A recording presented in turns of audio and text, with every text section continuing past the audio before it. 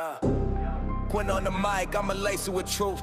Phillip in the back, calling plays from the booth. Podcast vibes, broadcasting the word. Sharper than the two-edged sword. Every verse heard on my arm strap.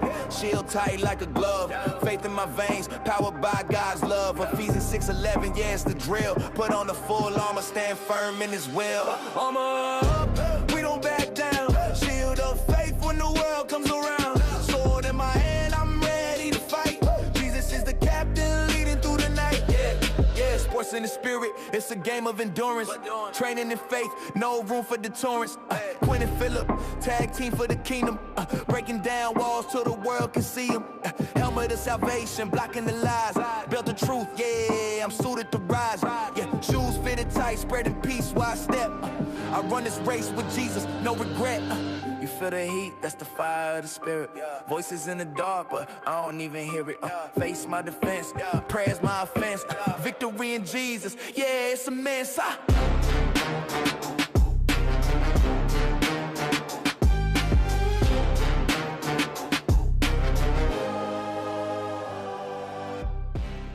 Welcome back to Armor Up Athletics, episode 31.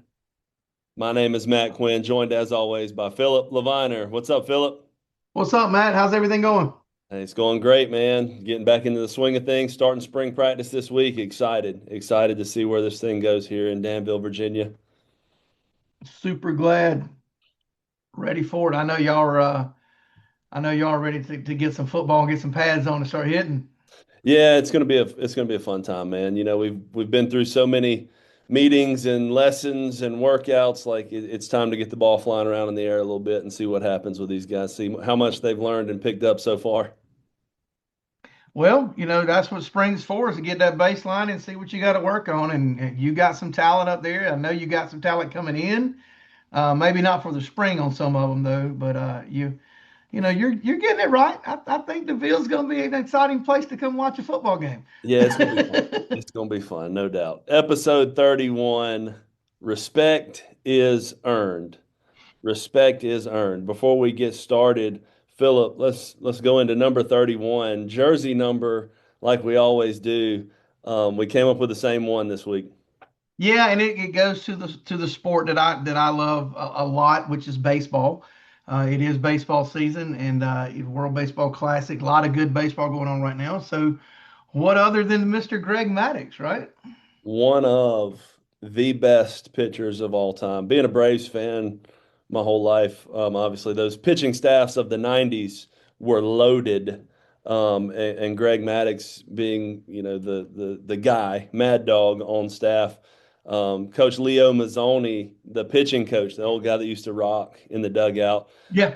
I had a chance to meet him and sit down at his lake house and talk baseball, football on the brain, spring practice. But we sat down and talked some baseball, and he showed me all his rings and talked about all his pitchers. And Greg Maddux was one that he spoke very highly of, and just his ability to work a hitter, not just blow it by you, because he was throwing, mid 80s on a good day, just being able to work the zone and hit the points that he wanted to hit. So it was cool to get to meet him and get to talk about Greg Maddux for sure. Number 31.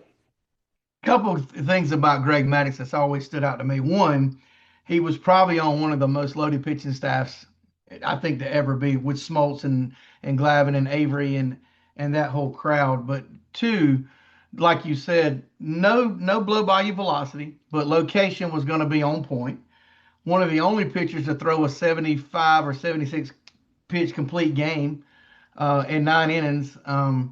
But the crazy thing is he developed his own signs with his catcher towards the end of his career. If he would grab his ear and him and his catcher, he was calling his own pitches, which is obviously, we know that's rare. A lot of managers not going to let you do that, but so well versed and well trusted, and just a phenomenal location guy that they trusted him to go out there and do that. And he's just one of the best to ever do it, man. It's phenomenal.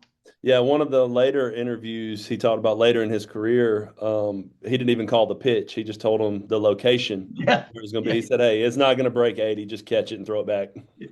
To up, down. I mean, it's wild to know how simple he made it. and was so freaking good at it, you know. And you look at all the guys now having the Tommy John surgery and all that because everybody's focused on throwing it as hard as they want to, as hard as they can physically throw the baseball, where he didn't. He didn't try. I mean, he had more in the tank, and Coach Mazzoni told me that, but he was just like he hit his spots and he worked hitters and he knew what to do. And one of the coolest things about number 31 is when I was coaching my little brother in rec baseball, he picked number 31. And this is a time period where everybody was picking number 10 for Chipper Jones or 25 for McGuire or 21 for Sammy Sosa. He picked 31, and everybody's like, why is he wearing number 31? And it's like Greg Maddux. And he was proud to tell him that. Look, the guy was he again just a phenomenal baseball player, IQ wise, smart, studied the game, knew his batters when he was pitching against them, knew where they were weak at. And again, I've always said if you can put the ball where you want to put it, location wise, you're hard to hit. You throw 100 down the middle, most good hitters can hit it. I mean, is it fast? Yeah, but they can get on that. Last night, Miller for World Baseball Classic, he threw 102 in the last innings, and you know, obviously it's fast, but if it's not moving, if it's not telling, if it's not up down, good hitters will find that. And Maddox was just one of the hardest ones to get a hold of, man. It's just crazy. Episode 31, the Greg Maddux episode titled Respect is Earned. Greg Maddux definitely earned the respect that he was given throughout his career. Um, as we jump into this topic, Phillip, I think it's an important one for our young people. It's an important one for even adults at times, to remember that respect is earned, it's not given. You don't get the respect that you think you should get just because of who you are, what position you have, or what title you have. You earn that respect, right? Yeah, and that's the thing, we and again, talking before the show, what I had going on this week with an outside situation, but even in that conversation, uh, you have to understand that anything that you get in life is earned. But when you were talking to people and making relationships and building your resume is what I call it through the years, and I've learned this the hard way myself. You better remember who you disrespect because I promise you, the one that you do it to is going to come back around and be in your path at some way, shape, or form. And I have learned that it's a small world. So the best thing to do, you got to give respect for certain things that they do. But I think when you dig down and we say respect is earned, all that truly means is what kind of person are you when somebody approaches you and talks to you? Are you a leader? Are you someone that can offer advice? Are you someone that can show manners? Are you someone that can help the situation? That's how your respect is earned. I used to think in my younger years it was throwing these up. This is how you earn respect, and some people may get misconstrued on that, and that's not it at all. That's the furthest thing from true respect. Because I have a lot of people in my line of work that I have respected through the years, not because of they were tough from abroad, but just because of the way they carry themselves, the things that they've done, how they've reached out and helped me. And that kind of is like, man, I got so much respect for that guy, and that's kind of what we're talking about when respect is earned. Yeah, you mentioned it there, Phillip. Burning bridges is what I call it, in my profession and really in every walk of life. You never know what's going to come back around. For us, we talk to our coaches and to our athletes. We're like, look, don't burn any bridges. Don't disrespect anyone because they're not at the school that you like, or they don't coach here, or whatever. Because you never know what's going to happen. And in our world, it could come back around to where they're in the transfer portal, or it could come back to where this coach has gotten to another school, a bigger school that you may like. So yeah, you got to keep that respect there so that you don't burn any bridges. And it's like we say a lot, and I relate this back to my teams, even though we're not in the athletic world, is be coachable, right? You want to stay coachable at all times, and that if you're coachable, then you can earn respect. Nobody wants a knucklehead that they're trying to get their point across to. Nobody wants a knucklehead in the locker room that's causing dysfunction around everybody else. Nobody wants, you may think it's funny, you may think it's this or that, but nobody wants that, man. And I have, again, through my years of growing up and maturing, have understood a lot of places I went wrong, uh, being a knucklehead. I guess is no better way to put it.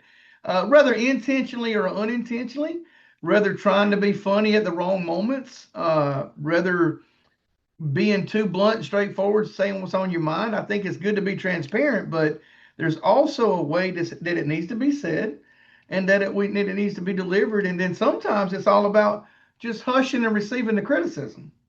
You know, a lot of times it's just, hey, man, just hush and listen. You don't know everything. So again, I go back to being coachable.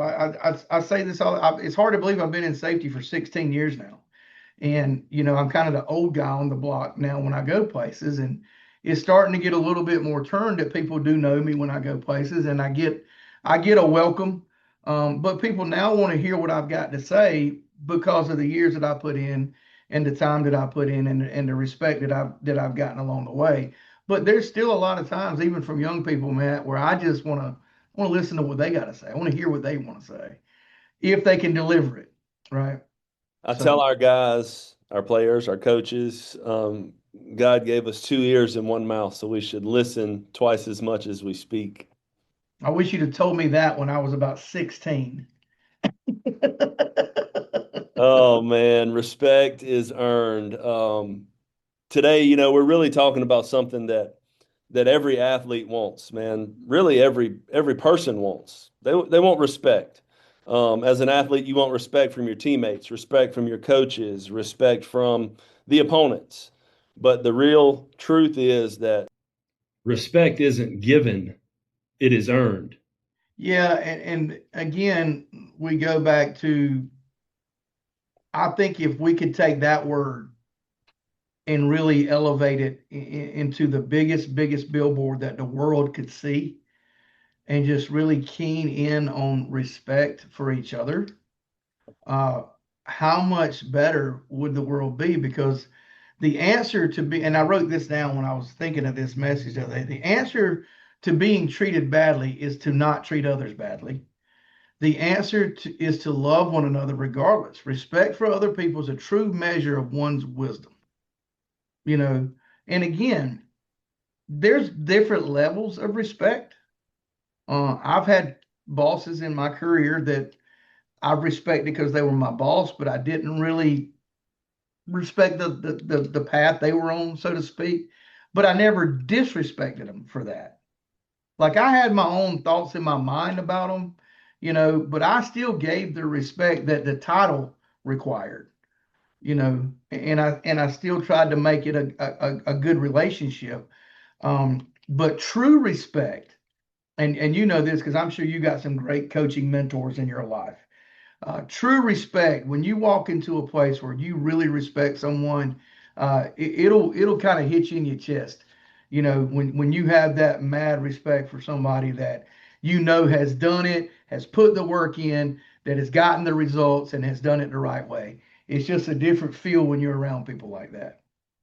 Yeah, for sure. I mean, for me, Bobby Bentley, Chris Miller, Brian Lane, Jeff Tate, Ron Simmons, like the guys that coached me in various sports. When I'm around them, there's a different feeling and a different level of respect, just like you mentioned, Phillip. And it's a great feeling because I know they've done it. They've earned that respect. They've put in the time, the effort, and the work to get that respect. So yeah, it's definitely special when you have those types of relationships and you have seen those guys and you respect those guys for sure. And a funny story, I was in West Florence at the baseball game the other night. I'm gonna bring up Coach David Bird, and if he watches this, sorry, Bird, I gotta give this example. Coach Bird just won his 500th game. Congratulations to Coach Bird. Been in the game a long time. A lot of wisdom. There's 2 state championships, multiple regional and district titles. A lot of good baseball teams through Sherrill High School under his tutelage. And he was in West Florence the other night coaching. Had a young umpire behind the plate. I bet the boy wasn't probably 21, 22 years old, right? And Bird had gotten there a little bit late. I think he had some mayoral duties he had to deal with. So Tristan had the team, which he's coaching the team for the most part. David's kind of phasing out. And there was a call that he wanted to kind of argue, and he went out on the field, and the dude was like, "Hey, man, you can't be out here. You're not the coach." And you should have seen David's face. And he's like, "Whoa." He's like, you're not going to tell me I've been in the game 30 years, man. You're not going to sit here and disrespect me. I'm the head coach of this ball team. I can be, and that's what kind of made me start thinking about this. Is like, how in the world, first of all, does this guy not even know who David Bird is?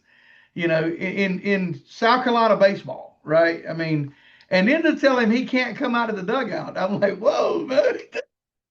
So just giving a little nod to Bird. I thought he really ended up handling it really well. He kind of got it back together and just showing what kind of coach David is. Got it back together, pulled the guy in and whispered some things, and then they were fine. He was able to get his point across. But again, going back to that respect, I mean, he's one I have a lot of respect for. He's done a lot for this baseball program here. I didn't get to play for him. Played for Coach Jolly, that was another great coach. But that's just the way that when you get to a certain point, I don't think he demands it, but I also think he knows what he's done, and you know what you've done in your career, and there's a amount of respect that I think people should require when they get to those types of levels. And again, if you don't recognize it, I really hate that for you if you can't recognize that type of success and mentorship and leadership that they've done. Yeah. First, shout out to David Bird, 500 wins, just like you mentioned. I have a similar story like that, and he's earned the respect and he's put in the time, obviously. But I showed up a little bit late to a JV football game one time, and I had a question about what the officials had called. And I said, "Well, hey, Mr. Official, how many guys did you have on that side of the field?" I was just literally asking for a count. And he said, "Step back. I only talk to the head coach." I'm like, I am the head coach. And I said, "I am the head coach." Just like that. I said, "I am the head coach." Flag. I'm like, whoa. So I got a 15-yarder for not because we had a JV head coach. I was there at the JV game, observing, helping, watching, and so Coach Bird, I feel your pain on that. But yeah, man, it's shout out to him. 500 wins, does a lot for his team, for his school, for his community. He's earned the respect for sure, Phillip. Yeah, I was happy he finally got that. Obviously we got a kind of young team this year, and he's found creative ways year in and year out to get the most out of what he's got, and that's what you have to do as a good coach. You're not going to win the same way every year. You're not going to have the same talent pool every year. And if you're a good coach, you'll find the talent and the strong points in the ones you got, and you'll put them in positions to be successful, and then the results come, and he's done a great job of that over the years. So super proud of him. Respect is earned. We're going to jump to some scripture here. My verse was Luke 16:10, and it says, "Whoever can be trusted with very little can also be trusted with much." To me, respect grows out of consistency and character. We've talked about it with all these various coaches, with Coach Bird, Coach Bentley, Coach Miller, all these coaches that we've named, dropped, and mentioned. Their respect came from their consistency and their character, right? Not just when the lights are on, not just when it was game day, not just when it meant something to them, but it was all the time, even when nobody was watching, right? So that's my verse for the week, Luke 16:10. Love it, man. Love it a lot. And then I had Matthew 7:12. So whatever you wish that others would do to you, do also to them. For this is the law and the prophet. So basically doing to others as you had them doing to you, right? If you wouldn't want it done to you, then why would you go do it to somebody else? I think that's one of the simplest statements there is. I love it. It's basic, but it's true. I don't want to be talked down to. So why am I going to talk down to somebody else? If I don't want that feeling and I don't want to be demeaned and I don't want to be disrespected, then why am I going to take that same voice and do it to somebody else? And again, lessons learned over the years, right? If you treat others the way you want to be treated, would the world be a great place? Yes. That's really, you could take that out there to the world right now, and if everybody did it, the problems would fix tomorrow. Because a lot of this is respect that people think they earned, or they think they should get, or this one's got to bow their chest bigger than that one, and then it becomes an argument, and something that Charlie Kirk said a lot: when dialogue ends, discourse begins. I think is one of the best lines that he had. Because if we do stop talking about things in a respectful manner, then we're going to fight. That's the way it works. And if we talk about things in a disrespectful manner, we're going to fight, So if we could respect each other, have good dialogue, and who knows where we could go as a species. Who knows where we could go as a country, Phillip? I mean, it's the respect factor is huge, man. And in life and sports for sure, but I mean our lessons apply to life and sports. I think sports correlate so much with life, is why I love this podcast and love the topics that we get into. But everybody wants a title. They want to be the captain, they want to be the leader, they want to be the starter, they want to be whatever, the boss, whatever you want to call it. But titles don't create respect. Actions do, right? Respect is earned through the work that you put in, the early morning workouts, the extra reps, the doing the right thing even when it's hard. It's earned through discipline, humility, and consistency, right? You can demand attention. Oh, look at me, look at me. I'm posting all this on social media, whatever. You can demand the attention, but you cannot demand respect. That's a good point, man. And that goes back to, what I was talking about earlier. But another quick story to that point. Chris Bosh, NBA player, was telling a story about Kobe Bryant at the Olympics. He said his whole mission was to get downstairs before Kobe for breakfast. He wanted to beat Kobe to breakfast. That was his mission. So he jumped up at 5 a.m., got dressed, runs downstairs, and there's Kobe sitting there, drenched in sweat with ice packs on his knees. Not only did he not beat him to breakfast, Kobe had already worked out. 2 hours, got up at 3 and had already worked out. Chris Bosh said he knew right then that the respect level he had for that man went through the roof. And he knew that there was nobody else that was going to be able to work like that. You wasn't going to beat him. So there you go. You want to get respect. What are you doing to get it? It's not just given, right? And we go back to what I said earlier about titles. I chased titles for years. I've been in charge. I've been a VP. That doesn't mean I had respect. And what's more important to me now? I'd much rather people talk about me in circles where they're talking about respecting me for what I did for this industry and what I do for people and how I'm able to lead. That's what then, oh, he's a VP, but he don't know nothing and he don't respect people. So throw the titles out the window. I want to earn the respect of people, my peers, everybody around me to be, for the work that I'm doing. And the Kobe Bryant story, that hit me so hard because, dude, how would you feel if you got down there trying to beat that man to get some bacon and he already worked out 2 hours? You can't beat him. The Kobe stories never get old, man. Nope. We got into a debate here in the office the other day about the GOATs, and I just randomly reached out of my office and I said, y'all are forgetting about Kobe here. Like, we could have these debates all day long, but you got to throw Kobe's name in that mix some way, shape, or form.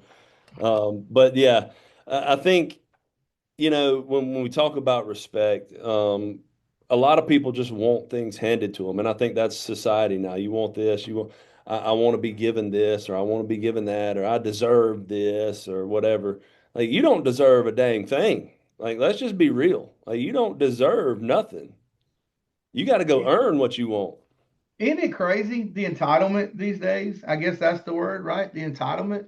I guess I'm showing my age here, but that wasn't a thing when I was growing up. Like, we were talking about all the differences between then and now.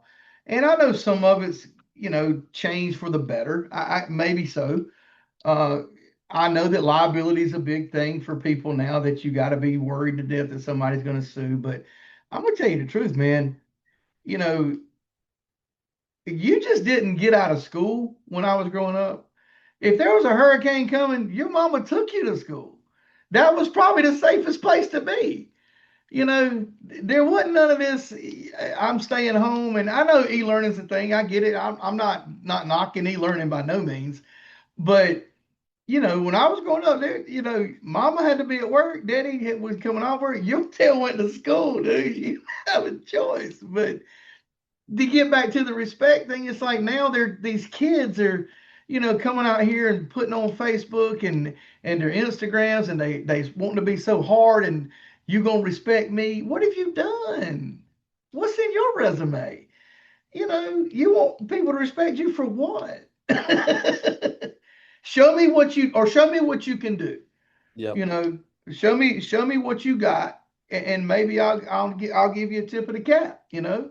Yeah. In my world, Phillip, one of the things that absolutely tears me apart is when a kid posts on social media and says, I'm overlooked, I'm an underdog, blah, blah, blah. And there are some. But if you post that you are overlooked and you are an underdog and nobody's giving you no opportunities and no offers, and then I ask to see your GPA and it is a 1.2, you are not overlooked. You didn't earn it, okay? You've got to go earn everything that you get. Respect is earned, your opportunities are earned. You don't have the right to just get offers and opportunities because you're a great player. You've got to handle all phases of your life. You're not an underdog, man. You got to go back to class is what you need to do.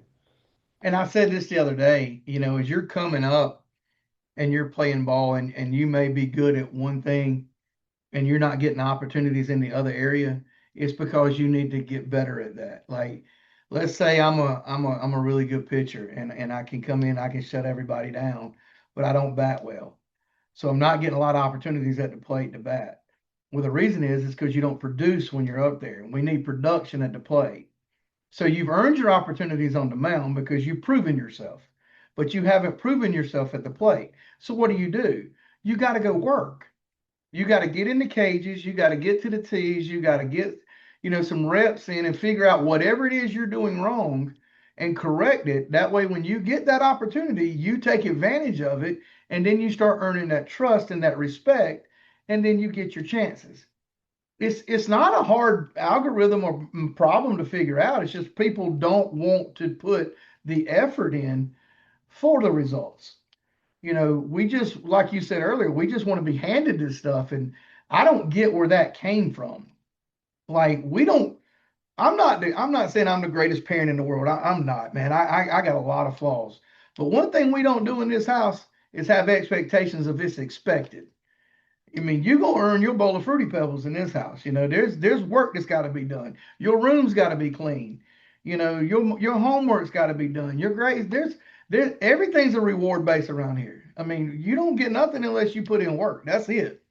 That's life, Phillip. That's life. And don't get me started on participation trophies, man. That would be a whole nother topic and another 2 hour episode, man. But I will jump into the real talk for the week.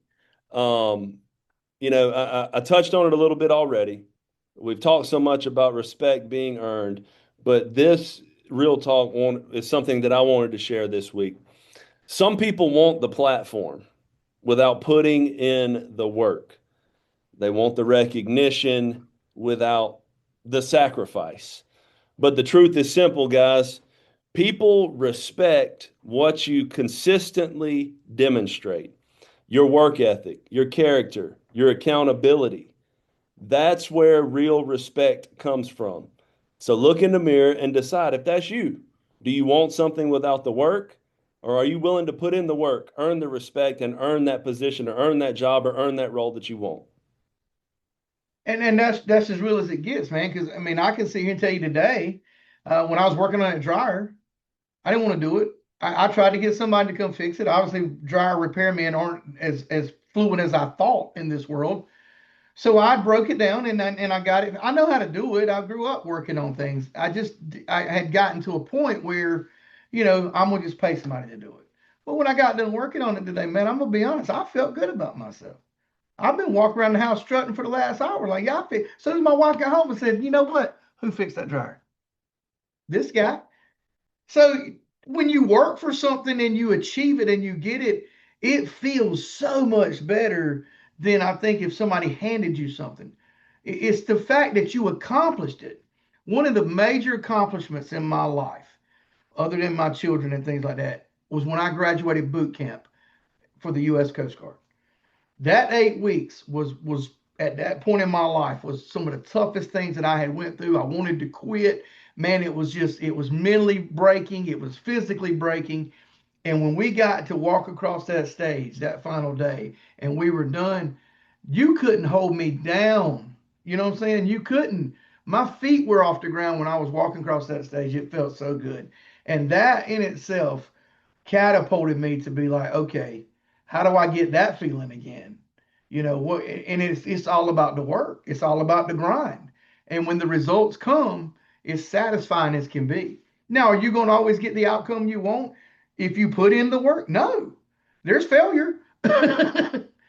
But I don't think you're ever going to get tired of the process if you're chasing the result. And when that's just the way the process comes. And with the process, when you do it, the respect comes because people's going to respect you for working for it. Even if you don't get the ultimate prize, they're going to respect your work ethic because that's what Kobe Bryant is respected for. Yes, he's a champion, but what is the thing they say about him the most? Nobody's going to outwork that dude. Phillip, I hope that your whole dryer repair fiasco has earned you some respect in the Leviner household. I know you feel good about that, man. But let's jump over to the locker room challenge for the week, man. This week, Armor Heads, I want you to ask yourself one question. Am I living in a way that earns respect? Not just on game day, not just on the biggest day at your job or at your house or whatever, but are you trying to earn that respect? Are you living in a way that earns that respect every day? In the classroom, in the locker room, in the community, at home? Because reality is the strongest leaders are the ones who lead by example. So ask yourself that question, look at yourself in the mirror and make a decision today that you are going to be the one that lives in a way that earns respect. You always nail these challenges, man, and that's a great point because you can look back through history at some of our greatest leaders. Just the perilous amounts of courageous men that stood up in perilous times and were able to command that respect and change history. It sounds, cliche, but it's the truth. It takes great people with great courage and great vision to change the world. And if you have that and you get that respect, you can do it. And I got this right here too, Matt. I wanted to share. Respect ourselves guides our morals. Respect for others guides our manners, and respect yourself and others will respect you. So there's morals and there's manners. I think when we're talking about respect for others, and there's a little bit there you're going to give for people because we're mannerly. The elderly deserve the respect. They've put in their work. They've put in their time. You're not just giving it. They've been here long before us and have paved the way. And when you see that old person in the nursing home that's feeble in the bed, you don't know what kind of life they lived. They might have done great things in their life too. They might have had the rushing record at their high school. We don't know, but they've lived their life and they've been through it. So I think they earned the respect. So that's kind of my little thing there to add to your real talk there. I love that. I love that, man. Respect is earned, episode 31, Greg Maddox episode. We'll head on over to some sports now, Phillip. March Madness. March Madness. I know you got your brackets. Everybody's probably filled one out by now. Phillip, I'm hesitant to ask this question. Who do you have winning it all on your bracket? Repeat, baby. Repeat. We got 4 bigs underneath. And we lost in the SEC tournament in the semifinals. Them boys got a chip on their shoulder. I can't go against Florida this year. They got the last number one seed. They do have the physical ability to do it. They have four bigs underneath that are absolute monsters on the boards, so they can make a run. Now, I do like Arizona coming out of the other side because they've been a dog all year. They got an impressive resume. I can't remember that kid's name on there. They beat us at the beginning of the year. It was a really good game, but Arizona's going to be tough. All the number one seeds are going to be tough. And there's a few twos, but Iowa State's going to be nasty. They're quietly very good too. Yeah, I think one of my picks in one of my brackets is Arizona. I like Arizona. If we want to talk about upset alert, Phillip. The one that I'm going to put on upset alert right now because I would just love to see it. In the first round, 15, Furman takes out number 2, UConn. Oh, Furman, I South would love Carolina. that. I That's would my love upset that. alert for the week. I am not a Hurley fan at UConn. I'm not. He just continues to just lose that respect that I had for him, like we talked about. Yeah, I wouldn't mind seeing Furman. I like Furman anyway, being in South Carolina, but that would be absolutely awesome. What team, Phillip, lower other than ones, what team do you think has the best chance to go the furthest in the bracket? Do you have one? uh, you know, I want to put Miami, Ohio out there, man, but can their resume is not strong, but they did win 31 games straight before they got beat. I do have them getting out of the first round. Um, you know, but I don't know there. I never discount Gonzaga. I think they're a 3 seed though, 3 or 4 seed. Um, they're just got a they're just a basketball program.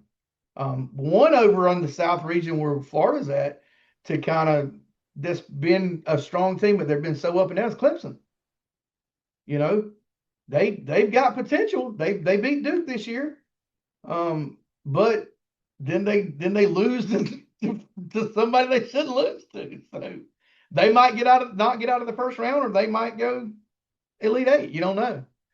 So My lower ranked team that I think has a chance to make a really good push, number 8, Villanova. I think they have a favorable matchup against Utah State in the first round. A team that's sitting 24-8 right now. So Villanova is kind of the one that I could foresee being a big push here in the tournament. yeah, I had them too. I'm trying to pull my bracket back up. I just sent it in earlier. There it is. Yeah, I had them Villanova. I got them going second round, but Arizona's probably going to take them out. Unfortunately, they pull a bad draw there. Um, there's a couple of teams in there. I really didn't get too low this year as far as seeding goes because you just got some strong top seeds. I mean, from Nebraska to Illinois to Michigan to Purdue to Michigan State, Houston. There's some dogs coming out these brackets this year, man. Um, I don't know Georgia. I'm not a big Georgia fan, but they're going to get out into first if they can put up a good fight against Michigan. Who knows there? But yeah, I have Florida, Arizona in the championship. I mean, I had no doubt that you had the Gators in the championship. That wasn't even a question. I knew not to even go that route with the line of questioning today. Well, you mean you got to give them credit. They're number one seed. I mean, I don't know how we lost to Vanderbilt like we did, but hopefully that resets that mindset to get into this tournament. Yeah. Sometimes it's good to lose. On the women's side, Phillip, not as famous as far as people putting together brackets. It's starting to come around, which I think it's fun to do a women's bracket. What do you think? Who's your number one pick? Who you think's winning it all on the women's side? Well, I mean, the obvious side, right? Let me get my women's bracket up. Where'd it go? There it is. No, and again, well, I can't read that. Even with my glasses on, I still got to blow it up. That's terrible, isn't it? I mean, I'm always, the only time I'm really a Gamecock fan is women's basketball. It's hard to knock Deuce Staley. I mean, Dawn Staley, Deuce Staley. He was good too. He Wasn't was he a very Gamecock good. too? Yes. So it's hard to knock Doan. You got to give her credit, but UConn, I mean, Texas, Texas has been a dog. I don't really have a deep pick in that because I didn't keep up with women's basketball like I should have. I like Vanderbilt out of the SEC for women's basketball as well.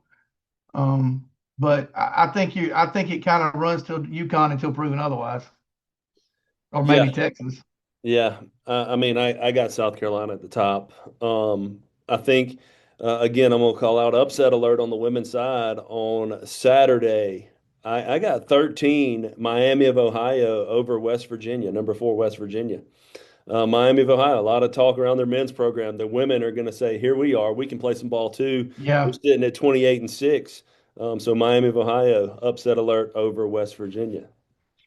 yeah. There's some high caliber teams in this women's bracket too. I mean, again, South Carolina, UConn, UCLA, and Texas. That's four stud number one seeds. You can't forget about LSU in that mix too. I mean, I know Yep. they're not a 1 seed, but they're a dang good girls basketball team. Yeah, she's what's her name? The coach there, Mulkey. Mulkey. That's it. She be dressing up too, boy. She be bringing it. She's got some wild jackets. I She mean, I'm does. trying to figure out how that would look on a football sideline if I could pull out some sparkly jackets like I that. mean, you know, if you win, it'll be fine. If That you that part. lose, you're probably gonna make Sports Center. Yeah, if you lose, you're an idiot. If you win, you're a genius. Been there. You can only pull that off if you win. Yeah. World Baseball Classic, Phillip. World Baseball Classic. The United States just pulled off a big win, 2-1 over the Dominican Republic. The time uh, of this show airs, we'll have a champion, right?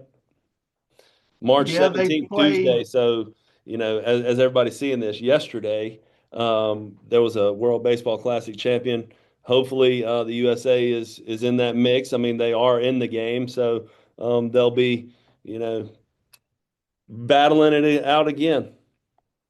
Yeah, and again, the game last night. I don't know if you got to watch it with the U.S. and Dominican Republic was probably one of the best baseball games I've seen in a while, from a pitching standpoint, especially because you had two studded rosters, right? Especially Dominican Republic. I mean, you tell them Juan Soto, Manny Machado, Austin Wells, the list goes, Vladdy Guerrero. You got some of the biggest ballers in the game. And Paul Skeens went out there and did work. And he got hit around a little bit, but still only gave up 1 run. They're kind of living on the last pitch. I was always told it's two strikes. If it's close, you got to try to fight that one off, right? And maybe there was another pitch earlier in the sequence that he could have swung at. I don't want to live on that pitch. I hate it. I hate everybody's kind of focusing on that because it was a really, really good ball game, and super glad to see the United States pull that off. But the seventh, eighth, and ninth inning, the relievers that came in out of the bullpen for the United States and shut those guys down, that was big because you face them you face an all-star studded roster from top to bottom. Normally, like, you get through the first 4 or 5 hitters, it kind of eases off. That roster did not do that. Yeah, that pitch. I think the one thing that's going to change is we'll probably see the ABS system implemented in the Yeah, World Baseball Classic. But I mean, like you said, when I was playing, Coach Simmons told you 2 strikes, you got to protect the plate, anything close. I mean, I can repeat it and I can hear him in my head right now saying that to us from the third base box. So I think baseball is a game, obviously, with human error, and that's part of it. It's always been part of the game. Some people are for the ABS system, some people are against it. I think that's part of the game. I understand why they're moving to it and why you can challenge balls and strikes and all that. I get all that, but that's a part of the game. The officials, the umpires, has always been a part of baseball, and now we're gonna micromanage them doing their jobs. I mean, in my opinion, if they just stink as an umpire, let's just fire them. Find another one. But the ABS is going to kind of bail them out of these situations, and I think we'll see that be implemented in the World Baseball Classic moving forward because of this one call. yeah, and I'm not a fan of it. I mean, I played in a time where It was judgment calls, and you live with it. And to me, that pitch, it landed a little low, but it probably crossed the plate in the strike zone. I mean, it was a breaking pitch down. It was a great pitch. How you stand there and take that pitch on a two-strike count with two outs in the bottom of the ninth, I'm blown away that he would even take that. But again, there was other pitches in that other sequence that he might could have hit. There's so many what ifs and variables throughout that game. They had runners on base, they didn't get in. There's opportunities missed on both sides that the score could have been worse. And I think when you try to hinge it all on one particular pitch, or even in football, like one play, bad calls, I get it. It can dictate the outcome a little bit, but did it really? I mean, you had 9 innings to put more than one run on the board and you didn't do it. And I hate it. I do hate it. It ended on controversy because it was such a well played game on both sides, man. It really was. But I'm like you. I'm not an ABS fan in baseball. I wish we wouldn't do that. Um, it takes the some of what is baseball out of baseball. You know. Well, I was also the same old grumpy guy that didn't like the pitch clock. I mean, I thought let's just play a game. I mean, that's Yeah. just me. I guess when I get older, I'll be the guy that yells "Get off my lawn" to the neighborhood kids. Be looking through the screen door. Look at this. Look at this. Look at this right here. Oh man, but World Baseball Classic, U.S. is in the championship. We'll be playing either Venezuela or Italy. We don't know right now at the time of recording who that'll be. We will recap the World Baseball Classic Championship next week on Armor Up Athletics and talk about hopefully a USA championship. There are 21 U.S. born players on Italy's squad, though. I'm really confused with this World Baseball Classic requirement. Apparently, your great grandparents migrating from Italy can constitute you playing for Italy. Well, So I I don't know. mean, if we're doing that, like everybody could play for another country because we all came from Exactly. other places. I could trace my lineage back to somewhere. You know, everybody could. Yeah. Uh, 21 U.S. born players are on the Italy squad. So I get it. They got some lineage. They want to play. I mean, I'm a Jack Caglione guy because he played at Florida and he's a stud. But he's on the Italy squad. And lo and behold, his grandparents immigrated here from Cuba, his great grandparents. And that's how he got to play. But it's still fun to watch. It's one of the events that I love. I love the WBC. I always have. It really showcases how well baseball is played around the world, not just in the United States. And I'm excited to see who's going to win tonight. Probably going to watch that game and then watch the championship on Tuesday. yes, sir. Episode 31, the Greg Maddux episode. A lot of baseball talk there. Got to shout out Greg Maddux again. But episode 31 coming to a close here, Phillip. What final thoughts do you want to add in here? Again, I go back to the respect for ourselves guides our morals, respect for others guides our manners, and respect for yourself and others will respect you. So just remember, guys, that respect. That's all it boils down to. Work hard, grind it out, earn what you get, and earn that respect. And your life, you'll leave a legacy here like you could never imagine. I think when people leave here, you're not going to be known for your riches and your gold. You're not going to be known for how big your bank account was. I want them to put on my epitaph, my tombstone, that he worked hard, that he was a family man, and he was well respected. That would be enough. And his love for his children and God. Obviously, there's some more, but you know what I mean there. I want people to know me as a hard worker that's earned what I got. So Absolutely. I think one quote, saying, motto, whatever you want to call it, that I wanted to leave you with is to get respect, you have to give respect. We've talked about all these different ways of earning respect and humility and consistency and character and all that. But ultimately, to get respect, you got to give respect. And I think it's important that we leave some of our listeners with that saying before we get off the air. I will share my scripture one more time. Luke 16:10, whoever can be trusted with very little can also be trusted with much. Guys, respect grows out of consistency and character. Do the right things, do it when nobody's watching, earn that respect. And do unto others if you have them do unto you, man. If you don't want to be treated a certain way, then don't treat people that way. You know, work on yourselves. Start small. Little things make big things. You may think that something you do today doesn't matter for somebody.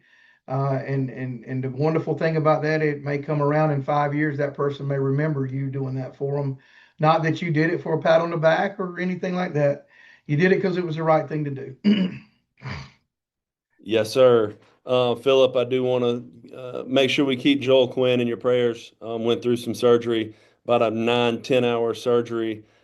He's battling. Doctors seemed positive coming out of it, but we're still going to keep Joel Quinn in our prayers. Armorheads, lift up my uncle for me, please. I would appreciate it as he battles this cancer.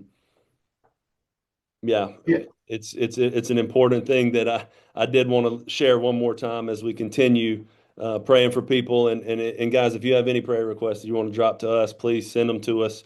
If you don't want them to, if you don't want us to put it out publicly, that's okay. We won't. If you request that, we won't. We'll just add you to our personal prayer list as well. But those unspoken prayer requests, those ones that you are holding on to and don't want to share for confidentiality reasons, we want to pray for those as well. And I got one of those, you know about it. But I could always, for a situation that I'm dealing with, some unspoken prayer requests. But we're definitely I wrote that down. I put Joel Quinn, pray on my notepad. So definitely keep him in our prayers, and continue to pray for that healing and that comfort and that peace for him, that he can battle through this and get better, man. So.